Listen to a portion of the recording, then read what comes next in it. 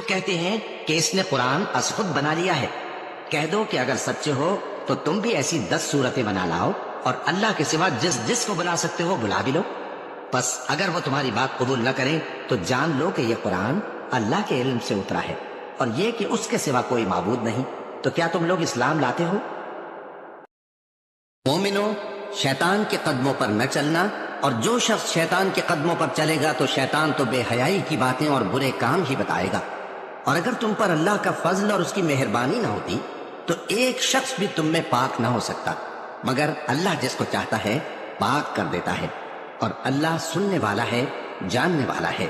اور جو لوگ تم میں صاحب فضل اور صاحب مال ہیں وہ اس بات کی قسم نہ کھائیں کہ رشتہ داروں اور محتاجوں اور وطن چھوڑ جانے والوں کو کچھ نہیں دیں گے، اور ان کو چاہیے کہ معاف کر دیں اور درگزر کریں۔ کیا تم پسند نہیں کرتے کہ اللہ تم کو بخش دے